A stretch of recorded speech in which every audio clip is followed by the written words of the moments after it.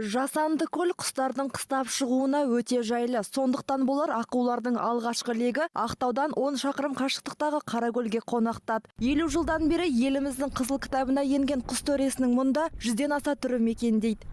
Судағы балдырлармен, жәндіктермен, тағы да шөптің тамырларымен, солармен көріктеді. Бізде 4 мемлекеттік инспектор бөлінген. Сол 4 мемлекеттік инспектор осы Қаракөл аумағында қорғау жұмысын және Қарақия аумағында барлық қорғау жұмысын жүргізеді.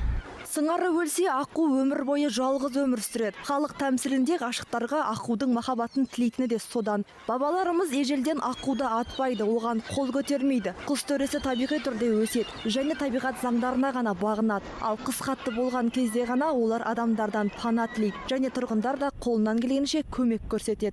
Осыдан 30 жыл бұрын Маяк Казатомпром мекемесі ондай шараларды ұйымдастырып тұрған жиі қатты қыс болған кезде. Оған студенттерді және оқушыларды тартып тұрған. Мұз қатса олар жемін табу өте қиын болады да аштан қырылады. Ондай оқиғалар кездескен осыдан 7-8 жыл бұрын қатты қыс болған кезде Форт Шевченко маңайында. Оған да біз дайын болуымыз керек. Қорек іздеген аққулар көп ұзамай Каспийдің жағасына жақындайды. Ақтаулықтар оларды қолдан тамақтандыруға сол кезде ғана мүмкіндік алады. Олар теңізде көктемге дейін жүреді. Күн жылына бастағанда қайтадан солтүстікке қарай ұшып кетеді. Гүлназ Сатыбалдықызы, Жазира Әбіл, Нұрлан Өтегенов, Қазақ Ньюс, Маңғыстау облысынан.